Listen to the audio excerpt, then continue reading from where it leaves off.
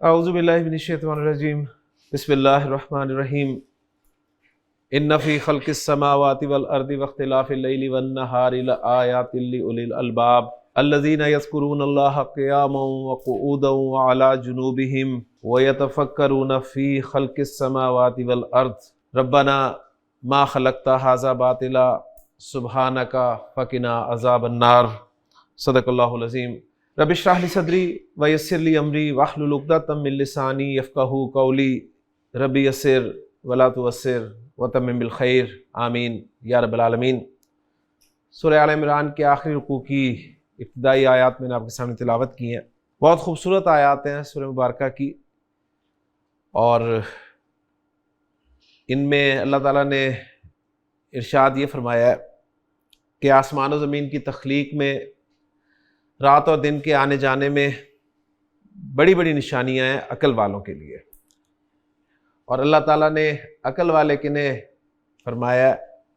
اللہ نے فرمایا کہ الذین یذکرون اللہ قیاما وقعودا وعلی جنوبہم، یہ وہ لوگ ہیں جو اللہ کو یاد رکھتے ہیں کھڑے ہوئے بھی، بیٹھے ہوئے بھی اور لیٹے ہوئے بھی۔ وَيَتَفَكَّرُونَ فِي خَلْقِ السَّمَاوَاتِ وَالْأَرْضِ، اور یہ آسمان و زمین کی تخلیق میں غور و فکر کرتے ہیں، اور پھر اس نتیجے میں پہنچتے ہیں کہ ربنا ما خلقت ھذا باطلا، یہ سب کچھ تو نے بے مقصد پیدا نہیں کیا، سبحانک، تو پاک ہے اس چیز سے کوئی کام بے مقصد کرے۔ اور پھر آخر میں وہ دعا کرتے ہیں فقنا عذاب النار، پس تو ہمیں آگ کے عذاب سے بچا۔ تو یہ جو غور و فکر ہے آسمان و زمین کی تخلیق میں، اس سے ایک رزلٹ یہ نکالتے ہیں وہ کہ اللہ تعالیٰ نے جو کچھ آسمان و زمین میں پیدا کیا ہے ان سب کا ایک ہی مقصد ہے، اور وہ مقصد ہے کہ وہ انسان کی سروس میں لگے ہوئے ہیں۔ یہ سب کچھ کس کے لیے پیدا کیا اللہ تعالیٰ نے؟ انسان کے لیے۔ لہذا ہر چیز آسمان و زمین کی جو ہے وہ انسان کو سرو کر رہی ہے، اس کی خدمت میں لگی ہوئی ہے۔ گویا ہر چیز کا ایک مقصد ہے، اور مقصد کیا ہے؟ انسان کی خدمت کرنا۔ تو جس کے لیے یہ سب کچھ تخلیق کیا گیا ہے، کیا وہ بے مقصد تخلیق کیا گیا ہوگا؟ ظاہر بات ہے نہیں۔ لہٰذا پھر جب وہ غور کرتا ہے انسان کی تخلیق کا مقصد کیا ہے، جو کہ اسے قرآن سے ملتا ہے، اور پھر وہ اس نتیجے پہنچتا ہے کہ وہ اپنی تخلیق کا مقصد پورا نہیں کر رہا، لہٰذا پھر وہ اللہ سے دعا کرتا ہے کہ مجھے آگ کے عذاب سے بچا دینا۔ کیونکہ اتنی عقل اللہ تعالیٰ نے انسان کو دی ہے کہ اسے پتہ ہے کہ اگر کوئی چیز اپنا مقصد پورا نہ کرے تو وہ پھینک دیے جانے کے قابل ہوتی ہے۔ اگر طالب علم کی حاصل کی ہوئی ڈگری جو وہ نوکری حاصل کرنے کے لیے حاصل کرتا ہے، وہ نوکری نہ دلوائے، اسے فریم کروا کے ڈرائنگ روم میں نہیں لگاتا بلکہ اسے آگ لگا دیتا ہے۔ انسان بھی یہ سوچتا ہے کہ اگر میں نے اپنی زندگی کا مقصد جو کہ رب کی عبادت ہے وہ پورا نہ کیا تو پھر میں بھی آگ میں ڈالے جانے کے قابل ہوں، اس لیے پھر وہ دعا کرتا ہے کہ ہمیں آگ کے عذاب سے بچا۔ تو ہماری زندگی کا جو مقصد ہے وہ الحمدللہ قرآن مجید نے واضح کر دیا ہے۔ اللہ تعالیٰ سے دعا ہے کہ اللہ تعالیٰ ہمیں اپنے اس مقصد کو پہچاننے کی، سمجھنے کی اور اس کو پورا کرنے کی کوشش کرنے کی توفیق عطا فرمائے۔ اس کے علاوہ میں نے آپ کے سامنے جو یہ آیات تلاوت کی ہیں، ان میں بہت ساری چیزیں ایسی ہیں جو کہ انشاءاللہ تعالیٰ آج کے ہمارے ٹاپک میں ڈسکس ہوں گی۔ تو ہمارا پارٹ 2 کا جو آخری ٹاپک ہے گرامر سے ریلیٹڈ، وہ ہے منصوبات کا۔ عربی گرامر میں استعمال ہونے والا اسم کب کب منصوب ہوتا ہے، یہ ہمیں آج کے لیکچرز میں پتہ چل جائے گا انشاءاللہ تعالی۔ ہم نے جب اسم کو پڑھنا شروع کیا تھا تو اس وقت ایک بات ہمارے سامنے آئی تھی کہ اسم جب بھی جملے میں یا کسی ترکیب میں استعمال ہوگا، اعراب کے اعتبار سے یا تو وہ مرفوع ہوگا، منصوب ہوگا یا مجرور ہوگا، اس کے علاوہ کچھ نہیں ہوگا۔ تو آج ہم لسٹ کر رہے ہیں کہ اسم کب کب منصوب ہوگا، جو کہ ٹاپک میں آ جائے گا، اور ریوائز کر لیں گے کہ اسم کب کب مجرور ہوا تھا اور کب کب مرفوع ہوا تھا۔ تو انشاءاللہ تعالیٰ ایک فہرست آپ کی مکمل ہو جائے گی جس میں آپ منصوبات، مرفوعات اور مجرورات سب ایک جگہ لکھے ہوئے پا لیں گے۔ لہٰذا قرآن مجید میں جہاں بھی آپ کوئی اسم مرفوع منصوب یا مجرور دیکھیں گے تو آپ کو اس کے مرفوع منصوب یا مجرور ہونے کی وجہ اس لسٹ میں سے انشاءاللہ تعالی مل جائے گی۔ تو منصوبات تو مین ٹاپک ہے، لیکن اس سے پہلے ہم مرفوعات اور مجرورات کو بھی دیکھ لیتے ہیں۔ تو ترتیب کے اعتبار سے چلتے ہیں، اور ترتیب اس بیس پہ ہم رکھیں گے کہ جو سب سے کم اعرابی حالت ہوتی ہے اسم کی، اسے سٹارٹ لیں گے۔ تو اسم سب سے کم جو ہے اعراب کے اعتبار سے مجرور استعمال ہوتا ہے، لہٰذا ہم سب سے پہلے مجرورات کو پڑھیں گے۔ جی مجرورات، جیسا کہ آپ کے علم میں ہے کہ اسم صرف دو صورتوں میں مجرور ہوتا ہے، صرف دو صورتوں میں۔ اسم کے مجرور ہونے کے صرف دو وجوہات ہیں۔ نمبر ایک، مضاف الیہ ہونا۔ اسم جب مضاف الیہ ہوتا ہے تو مجرور ہوتا ہے۔ ایک ایک ایگزامپل میں آپ کے سامنے رکھوں گا، اور وہ ایک ایک ایگزامپل ہر ٹاپک کی وہ آپ نے یاد رکھنی ہے، جو کہ آپ کو مرفوعات، منصوبات اور مجرورات کے حوالے سے انشاءاللہ تعالی فائدہ دے گی۔ تو ایگزامپل، کتاب اللہ، اللہ کی کتاب۔ اس میں جلالہ مجرور ہے۔ کوئی پوچھتا ہے کیوں؟ آپ کا جواب ہوگا جی یہ مضاف الیہ ہونے کی وجہ سے۔ مضاف مرفوع بھی ہو سکتا ہے، منصوب بھی ہو سکتا ہے، اور مجرور بھی ہو سکتا ہے، لیکن مضاف الیہ صرف اور صرف مجرور ہوگا۔ اسم کے مجرور ہونے کی دوسری وجہ وہ ہے حرف جر کا آنا۔ اسم حرف جر کی وجہ سے بھی مجرور ہوتا ہے، اور اس کے لیے ایک ایگزامپل آپ یاد رکھ لیں بس، بسم اللہ۔ بلکہ ان دونوں کیٹیگریز کے لیے آپ صرف ایک ایگزامپل بسم اللہ ہی یاد رکھ سکتے ہیں، کیونکہ اس میں اسم کے مجرور ہونے کی دونوں وجوہات جو ہیں وہ آ گئی ہیں۔ اسم مجرور ہے با حرف جر کی وجہ سے، اور با حرف جر پہ ہمیشہ زیر آتی ہے، اور اس میں جلالہ مجرور ہے مضاف الیہ ہونے کی وجہ سے۔ تو دونوں وجوہات پوری ہوگی یہاں پر۔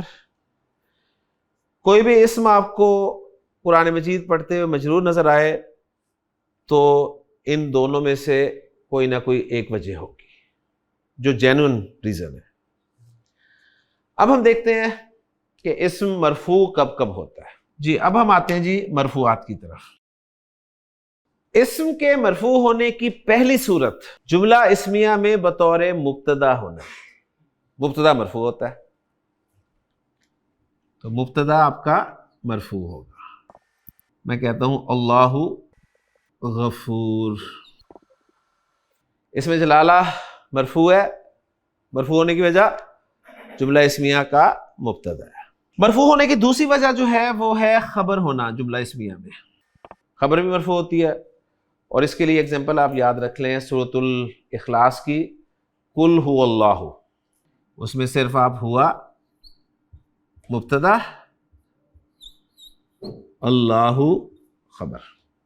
اسم کے مرفوع ہونے کی تیسری وجہ وہ ہے جملہ فعلیہ میں فاعل ہونا۔ پہلی دو وجوہات جملہ اسمیہ سے ریلیٹڈ ہیں، اگلی دو وجوہات وہ جملہ فعلیہ سے ریلیٹڈ ہوں گی۔ تو جملہ فعلیہ میں فاعل مرفوع ہوتا ہے، اس کی ایک ایگزامپل خلق اللہ، خلق کا فعل، اس میں جلالہ فاعل ہونے کی وجہ سے مرفوع ہے۔ اسم کے مرفوع ہونے کی چوتھی وجہ نائب فاعل ہونا۔ نائب فاعل مفعول ما لم یسمى فاعلہ، اس کی ایک ایگزامپل قرآن سے انما المؤمنون الذین اذا ذکر اللہ۔ اب ذرا تھوڑا سا غور کریں، کتاب اللہ، بسم اللہ، اللہ غفور، هو اللہ، خلق اللہ، ذکر اللہ، ہر جگہ اللہ ہی ہے۔ اس میں جلالہ یہاں دونوں جگہ پر مجرور ہے، اور باقی چاروں جگہ پر مرفوع ہے۔ یہاں پر مجرور مضاف الیہ ہونے کی وجہ سے ہے، اور یہاں بھی مضاف الیہ ہونے کی وجہ سے ہے، لیکن ہم ایگزامپل ایک اور لکھ لیتے ہیں للہ، حرف جر کی وجہ سے، للہ ما فی السماوات و ما فی الارض۔ اللہ غفور میں اللہ مرفوع ہے, مرفوع ہونے کی وجہ مبتدا ہونا ہے. هو اللہ میں اللہ مرفوع ہے, لیکن یہاں مرفوع ہونے کی وجہ خبر ہونا ہے.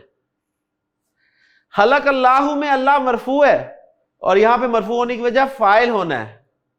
ذکر اللہ میں اللہ مرفوع ہے, لیکن یہاں مرفوع ہونے کی وجہ نائب فاعل ہونا ہے. تو ہے اللہ ہی. 4 جگہ مرفوع اور چاروں جگہ مرفوع ہونے کی مختلف وجوہات. شروع میں یہ سوال کر دیتے ہیں, ایسے میں جب اعراب پڑھایا جا رہا ہوتا ہے نا, ان کے ذہن میں اور کچھ آئے نہ آئے یہ سوال ضرور آتا ہے کہ ہم کیوں پڑھ رہے ہیں یہ فارمز, ان فارمز کا ہمیں فائدہ کیا ہوگا. مرفوع منصوب مجرور, جب اللہ اللہ اللہ ہی کے معنی اللہ ہی ہیں تو پھر ہمیں تینوں فارمز یاد کرنے کی کیا ضرورت ہے. یہ وہ اس وقت سوال کرتے ہیں, اور مجھے بتائیے اس وقت اس سوال کا جواب دینا کتنا مشکل ہوتا ہے ٹیچر کے لیے. اس وقت آپ کو کیا بتایا جائے کہ یار مرفوع اس لیے پڑھ رہے ہیں کہ فاعل مرفوع ہوتا ہے, مبتدا اور خبر مرفوع ہوتے ہیں, نائب فاعل مرفوع ہوتا ہے, اس لیے مرفوع پڑھ رہے ہیں. ٹھیک, اور پھر وہ رزلٹ یہ نکالتے جی عربی ہے ہی مشکل, میں نے تو پہلے ہی کہا تھا. یعنی اب آپ ان چیزوں کو سینس کر سکتے ہیں کہ اعراب کتنی اہمیت رکھتا ہے عربی زبان میں. تو یہ جی 4 وجوہات ہیں اسم کے مرفوع ہونے کی مین.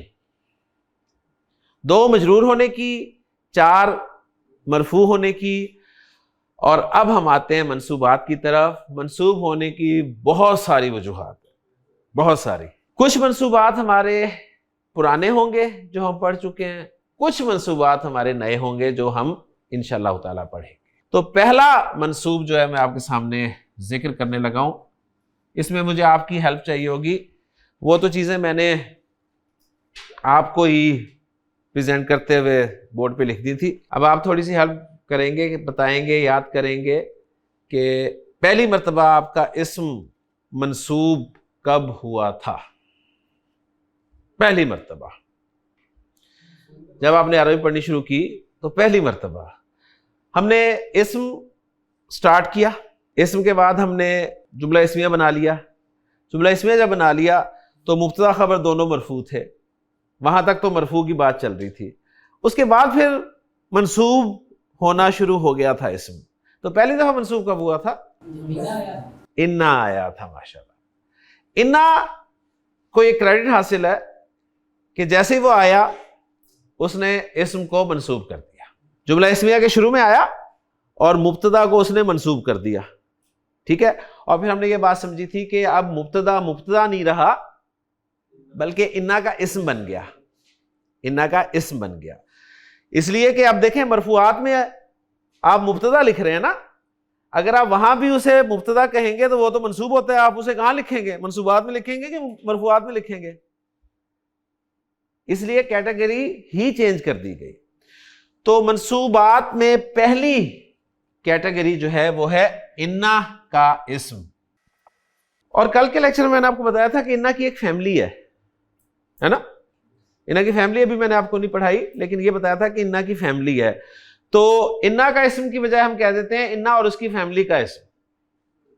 انا اور اس کی فیملی کا اسم. مختصراً چلیں یہ لکھ دیتے ہیں جی انا کا اسم. انا کا اسم منصوب ہوتا ہے. اس کی بھی ایک ایگزامپل, ان اللہ غفور. یہاں پر اس میں جلالہ منصوب استعمال ہوا ہے. ہر جگہ اللہ کے معنی اللہ ہی ہیں, مرفوع صورت میں بھی, منصوب صورت میں بھی, مجرور صورت میں بھی. تو پہلی منصوب صورت انا کا اسم ہونا. اس کے بعد دوسری صورت اسم کے منصوب ہونے کی کب بنی تھی؟ ڈائریکٹ مفعول پہ پہنچ گئے تھے ہم. یعنی انا کا اسم جملہ اسمیہ کے شروع میں انا داخل کرنے کے بعد ہم نے جملہ فعلیہ شروع کر دیا تھا. ترتیب وار چلے نا. ہاں جی, ماں کی خبر. جملہ اسمیہ کو ماں کے ذریعے منفی بنایا تھا, تو ماں نے کیا کیا تھا؟ خبر کو منصوب نہیں کیا تھا. ماں کی خبر, اور اس کے لیے قرآن سے ایک ہی ایگزامپل, ما ھذا بشرن. بشرن منصوب کیوں ہے؟ ماں کی خبر ہونے کی وجہ سے. تیسری وجہ اسم کے منصوب ہونے کی ہے لائے نفی جنس کا اسم. لائے نفی جنس کا اسم جب ہم نے پڑھا کہ وہ لا جس کے بعد اسم منصوب بغیر تنوین کے ٹھیک ہے، نکرہ استعمال ہو تو وہ لا نفی جنس ہوتا ہے. اور اس کی ایک ایگزامپل یاد رکھ لیں، لا ریب فیہ. اسم کے منصوب ہونے کی چوتھی وجہ منادا، لیکن ہر منادا نہیں، وہ منادا جو مضاف ہو، وہ منادا جو مضاف ہو. ہم اس کو لکھ لیتے ہیں یہاں پر. اصل میں منادا جو ہوتا ہے نا، آگے جا کے آپ پڑھیں گے کہ منادا جو ہوتا ہے یہ مفعول کے قائم مقام ہوتا ہے. اس کے منصوب ہونے کی وجہ جو ہے نا وہ مفعول کا قائم مقام ہونا ہوتا ہے. اس کو مفعول ہی کنسیڈر کرتے ہیں گرامر والے. کوئی بھی منادا ہو وہ مفعول کے ایکولنٹ قرار دیتے ہیں گرامر والے. لیکن ہم ظاہری منصوبات پڑھ رہے ہیں نا، تو ہمیں ظاہر میں جو منصوب نظر آ رہا ہے وہ ہم اس لسٹ میں لے کے آ رہے ہیں. تو منادا مضاف ہمارا چوتھا منصوب ہوگا. منادا مضاف، قرآن سے ایک ایگزامپل آپ اپنی پسند کی دے دیں کوئی. یا بنی اسرائیل، یا اخت ہارون، مرکب اضافی والی کنسٹرکشن میں نا، صحیح. یا نساء النبی، بہت ساری ایگزامپلز ہیں. ان میں سے ایک ایگزامپل جو آپ کو یاد رہ سکتی ہے، یا بنی اسرائیل.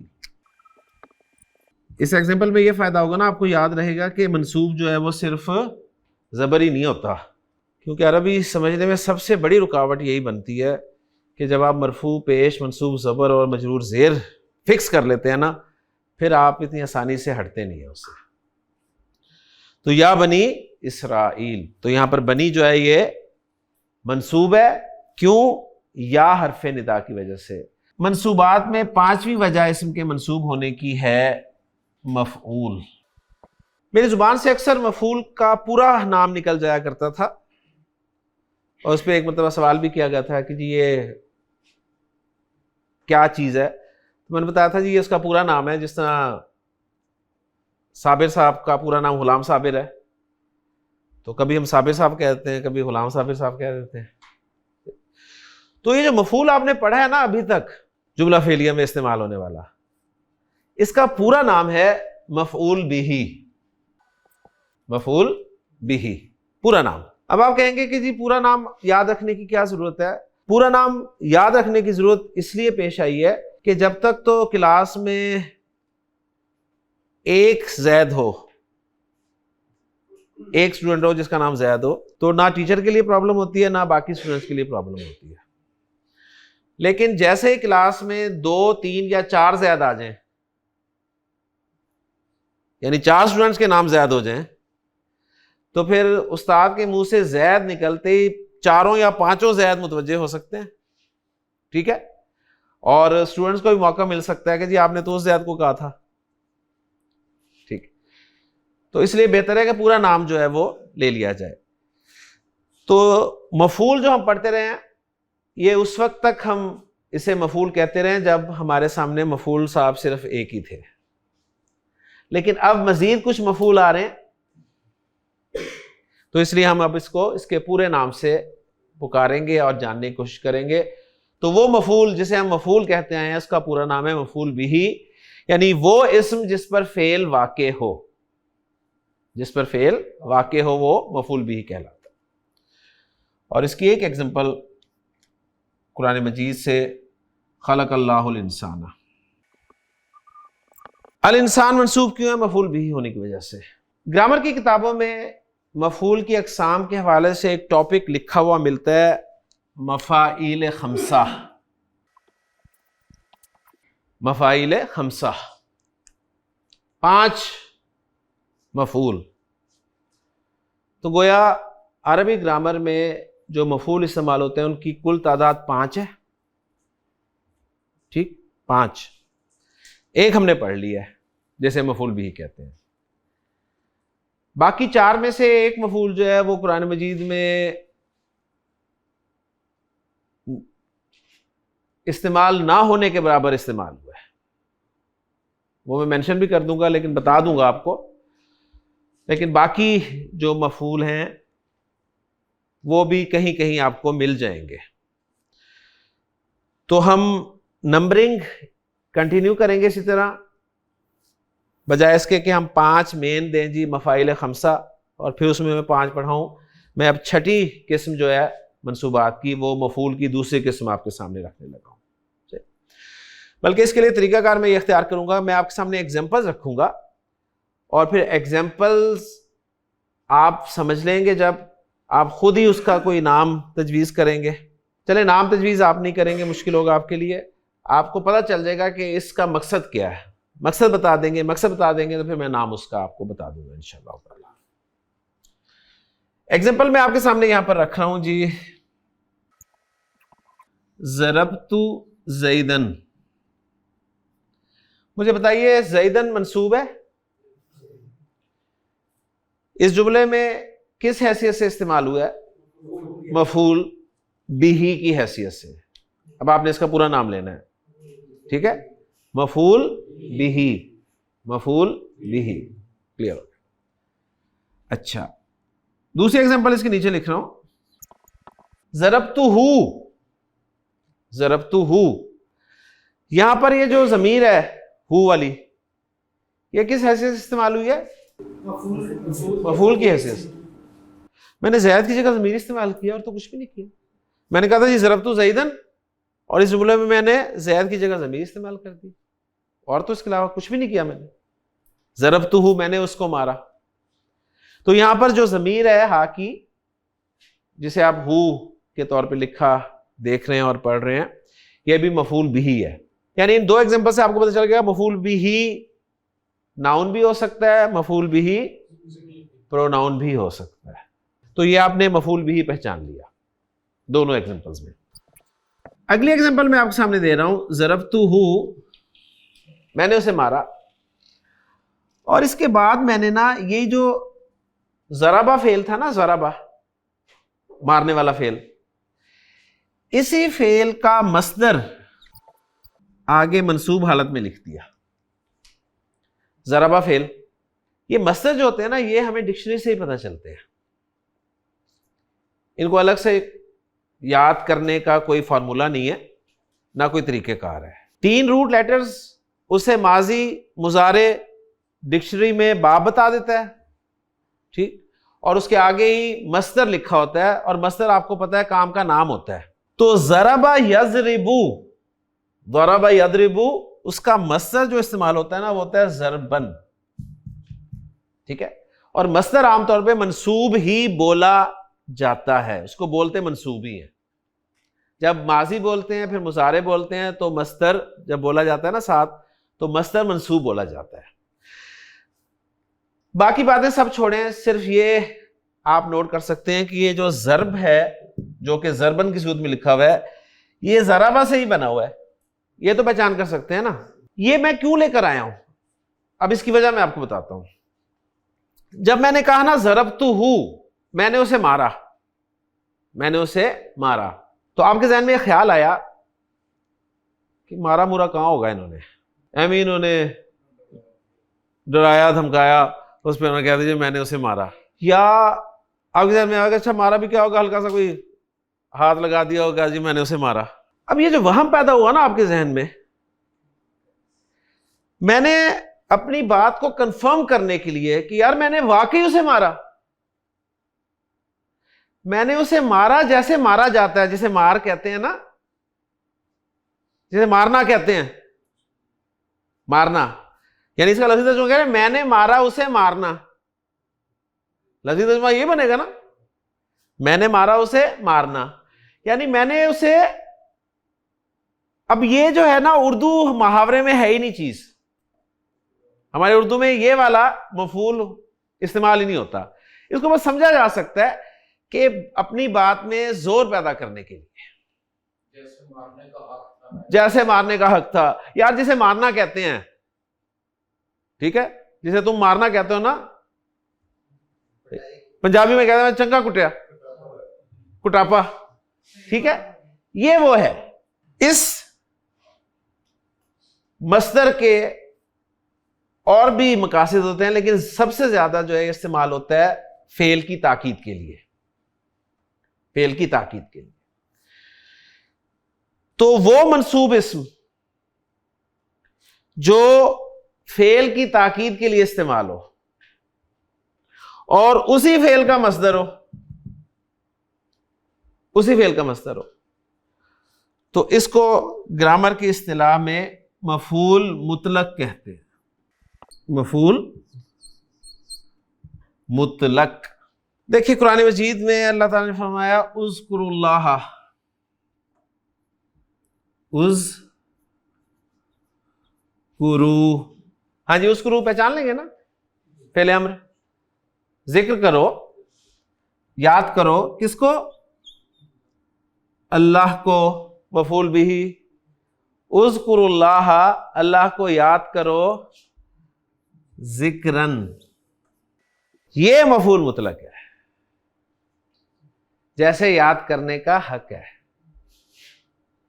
اللہ کو واقعی یاد کیا کرو، تو یہ کہلاتا ہے جی مفعول مطلق۔ اور اس کی بہترین ایگزامپل قرآن مجید سے اگر لینا چاہتے ہیں نا آپ، تو قرآن مجید میں اللہ تعالیٰ نے ارشاد فرمایا کہ کلم اللہ موسیٰ، کلم اللہ موسیٰ، اللہ نے موسیٰ سے کلام کیا، تکلیماً، کلام کرنا، یعنی اللہ نے موسیٰ سے کلام کیا۔ جب اتنا جملہ بھی کافی تھا اللہ کی طرف سے، لیکن وہ جو ایک ذہن میں سننے والے کے خیال آ سکتا تھا نا کہ اللہ تعالیٰ تو اللہ ہے، اللہ کہاں کلام کرتا ہے بندوں سے، ٹھیک ہے، ہاں فرشتوں کے ذریعے کلام کرتا ہے، صحیح، محمد صلی اللہ علیہ وسلم سے بھی جب وحی آتی تھی اور دوسرے انبیاء کے ساتھ فرشتوں کے ذریعے ہی ہے نا، یا پھر آپ صلی اللہ علیہ وسلم سے کلام ہوا ادھر جا کے ہو نا، تو عام طور پہ کلام اس طرح تو نہیں ہوتا نا۔ تو اس کو کنفرم کرنے کے لیے کہ اللہ نے موسیٰ سے واقعی کلام کیا، اللہ نے موسیٰ سے کلام کیا جیسے کلام کیا جاتا ہے، ٹھیک، اللہ نے موسیٰ سے باتیں کی۔ اب یہ باتیں ہوتی تھی تو حضرت موسیٰ کے دل میں خواہش پیدا ہوئی نا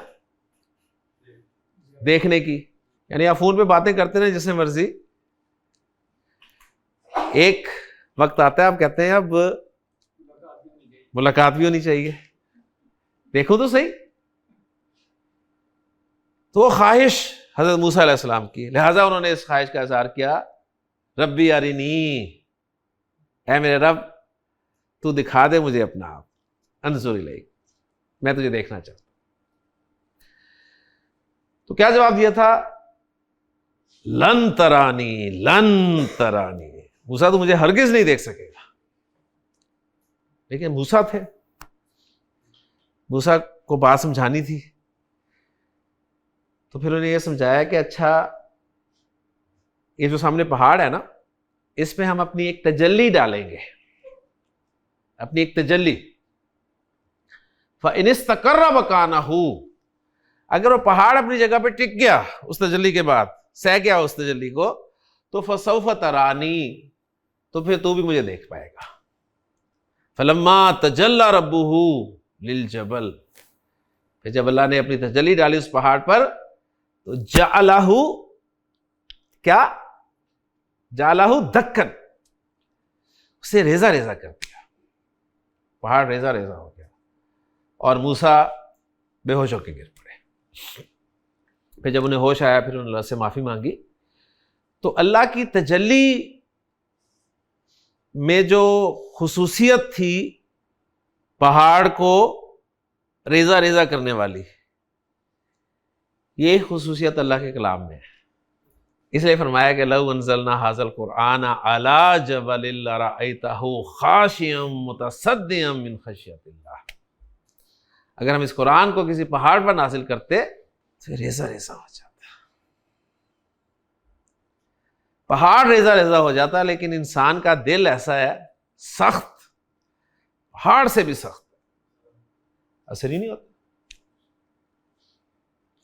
وہی جہاں پر الفاظ ہیں نا سورۃ الاحزاب میں کہ جب ہم نے امانت انسان کو دی، تو وہاں پر مفسرین کی رائے نا کہ وہاں پر قرآن ہی تھا، یہ سب نے انکار کر دیا کہ نہ جی ہمارے بس کی بات نہیں ہے اس کو لینا، لیکن انسان نے اسے اٹھا لیا، انسان نے کہا جی میں اس کو اٹھاتا ہوں۔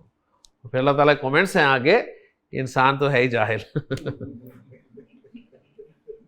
جذباتی ہے، جذباتی ہے. لیکن سر حضرت ابوبکر رضی اللہ تعالیٰ عنہ جب وفد آیا تھا نا نجران سے نصرانیوں کا، تو انہوں نے جب قرآن سنا نا تو ان کی آنکھوں سے آنسو جاری ہو گئے.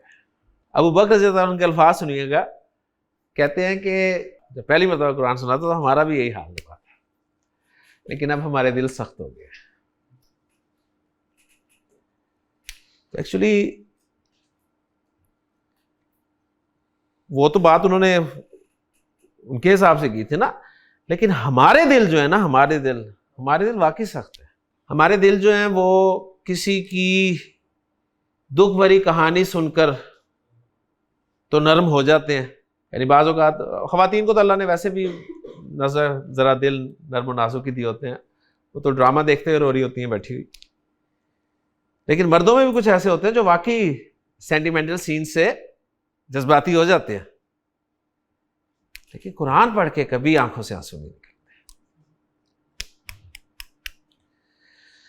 نبی کریم صلی اللہ علیہ وسلم نے حضرت ابوبکر کو دعا سکھائی تھی نماز میں، جب انہوں نے کہا نا کہ اللہ کے رسول مجھے بتائیے میں نماز میں کیا مانگا کروں اللہ تعالیٰ سے، تو آپ نے دعا انہیں سکھائی تھی کہ کہا کرو ربی انی ظلمت نفسی ظلمن، ظلمت ظلمن، یا اللہ میں نے واقعی ظلم کیا، واقعی ظلم کیا، بہت ظلم کیا، میں نے واقعی اپنی جان پہ ظلم کیا. تو یہ جو واقعی کا مفہوم ہے نا، یعنی ایک احساس ہے نا. ایک تو نا باتیں ہم کہتے ہیں جی بہت گناہ گار ہیں، جی ہم بہت گناہ گار ہیں، ایک یہ انداز ہے کہنا، اور ایک واقعی فیلنگز آپ کی کہ یار واقعی گناہ گار. تو یہ واقعی والی جو ہے نا کیفیت، یہ مفعول مطلق سے ذکر ہوتی ہے. تو چھٹا منصوب ہمارا مفعول مطلق ہے، اور مفاعیل خمسہ کا دوسرا مفعول. میں نے کہا ضربتہ، میں نے اس کو مارا، آپ نے یقین نہیں کیا تو میں نے مفعول مطلق کے ساتھ بولا ضربتہ ضربن، میں نے واقعی اس کو مارا یار. ٹھیک ہے، آپ نے سوال کیا کیوں مارا، وجہ. میں نے کہا جی ضربتہ تأدیباً، تأدیباً، تعدیب کے معنی ہوتے ہیں ادب سکھانا، ادب سکھانا. منصوب استعمال ہوا ہے، تو ایسا منصوب اسم جو فعل کے واقع ہونے کی وجہ بتائے، ایسا منصوب اسم جو فعل کے واقع ہونے کی وجہ بتائے، گرامر کی اصطلاح میں اسے مفعول لہو کہتے ہیں، مفعول لہو کہتے ہیں. میں نے اسے مارا ادب سکھانے کے لیے. میں گھر سے باہر نکلا، کیا عربی ہوگی؟ میں گھر سے باہر نکلا، خرجت من البیت، خرجت من البیت، میں گھر سے باہر نکلا. میں گھر سے باہر نہ نکلا، ما خرجت من البیت، ما خرجت من البیت، میں گھر سے باہر نہ نکلا. کسی نے پوچھا کیوں؟ میں کہتا ہوں جی خوفن، خوفن، ڈر کی وجہ سے. تو فعل کے واقع ہونے کی جو وجہ بتانے کے لیے منصوب اسم آتا ہے اسے مفعول لہو کہتے ہیں. اور میں نے آپ کے سامنے جو آیت پڑھی تھی سورہ بنی اسرائیل کی، آپ کو یاد ہوگی، جس میں اللہ تعالیٰ نے ارشاد فرمایا تھا کہ لا تقتلوا اولادکم، اپنی اولاد کو قتل مت کرو، خشیۃ املاکن، مفلسی کے ڈر کی وجہ سے. تو وہ جو کی وجہ سے ہم ایڈ کر رہے تھے نا، وہ مفعول لہو کا ترجمہ تھا. مفاعیل خمسہ میں کتنے ہو گئے؟ 3 ہو گئے. چوتھا مفعول اور منصوبات میں ہمارا نمبر 8. میں نے کہا جی ضربتہ، میں نے اس کو مارا، آپ کو یقین نہیں آیا تو میں نے کہا ضربتہ ضربن، میں نے واقعی اس کو مارا. پھر آپ نے پوچھا کیوں مارا؟ میں نے کہا جی ضربتہ تأدیباً، میں نے اس کو ادب سکھانے کے لیے مارا. پھر اس کے کچھ اور سوالات تھے جن کے جواب میں آپ کو دینے لگا ہوں. میں نے بتایا جی ضربتہ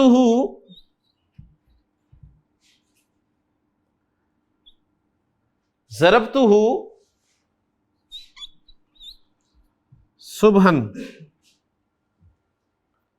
ضربتہ صبحن، یہ صبح کا لفظ کیا بتا رہا ہے؟ وقت بتا رہا ہے، ٹھیک ہے. میں نے اسے صبح کے وقت مارا. لیلن، رات کے وقت مارا.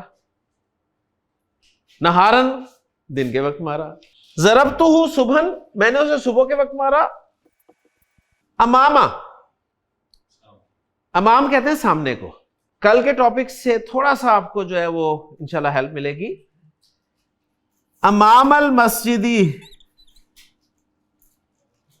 مسجد کے سامنے. میں نے آپ کو بتایا تھا کہ وہ اسم جو وقت یا جگہ کا مفہوم دے اسے کیا کہتے ہیں؟ ظرف. وہ اسم جو وقت یا جگہ کا مفہوم دے اسے ظرف کہتے ہیں. اور ظرف ہمیشہ منصوب ہوتا ہے، اور ظرف زیادہ تر مضاف ہو کر استعمال ہوتا ہے. ٹھیک ہے نا؟ وہ ساری باتیں آ گئی. ان دو الفاظ کے ذریعے پتہ چل رہا ہے فعل کے واقع ہونے کا وقت اور اس کی جگہ، کہ فعل کب واقع ہوا، یعنی کس وقت واقع ہوا اور کس جگہ واقع ہوا. تو وہ اسم جو فعل کے واقع ہونے کا وقت اور جگہ بتائیں ان کو مفعول فی کہتے ہیں. مفعول فی، مفعول فی کا دوسرا نام ظرف ہے. اور ظرف کی دو قسمیں ہوتی ہیں، زمان اور مکان. زمان سے مراد وقت اور مکان سے مراد جگہ. تو ضربتہ صبحن، میں نے اسے صبح کے وقت مارا مسجد کے سامنے. ٹھیک ہے، ان دونوں ایگزامپل سے پتہ چل گیا کہ یہ مفعول فی ہیں.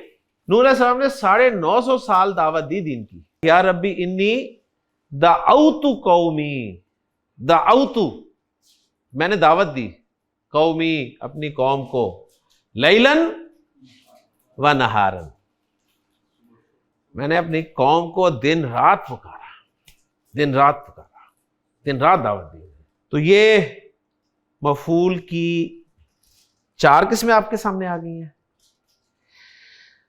مفعول کی 5ویں قسم جو کہ مفاعیل خمسہ کے تحت آتی ہے وہ ہم یہاں پر نوٹ کر لیتے ہیں. اس کا نام گرامر کی اصطلاح میں ہوتا ہے جی مفعول معہو. مفعول معہو. اس کی پہچان بہت ہی آسان ہے. مفعول معہو جو ہے نا یہ واو کے بعد آتا ہے.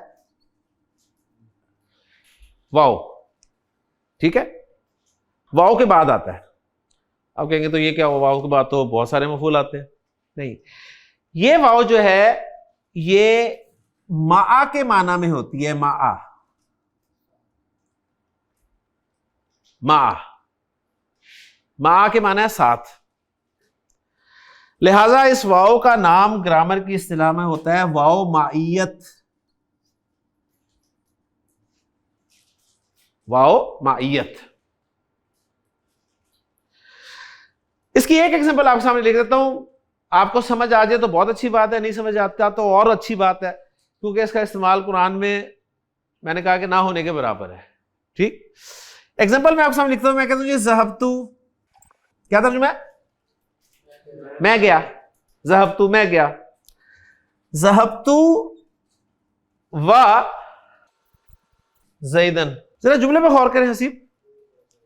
ذہبتو میں گیا. آپ کہیں جی اس کا ترجمہ یہ ہو سکتا ہے جی میں اور زید گئے. میں اور زید گئے، اس کا ترجمہ ہو سکتا ہے. اگر زید بھی گیا تو زید فاعل ہے نا، تو فاعل تو مرفوع ہوتا ہے. فاعل تو مرفوع ہوتا ہے. یہ آپ نے واو کے بعد منصوب استعمال کیا، گویا یہ واو مع کے معنی میں ہے، یعنی میں گیا زید کے ساتھ. تو یہاں پر ہمارے مفاعیل خمسہ بھی پورے ہو گئے اور منصوبات کی لسٹ ہماری 9 تک پہنچ چکی ہے. باقی منصوبات انشاءاللہ تعالی ہم اگلے لیکچر میں کور کرنے کی کوشش کریں گے. اللہ تعالیٰ سے دعا ہے کہ اللہ تعالیٰ ان چیزوں کو ہمیں یاد رکھنے کی توفیق عطا فرمائے. سبحانک اللہم و بحمدک، اشہد ان لا الہ الا انت، استغفرک و اتوب الیک.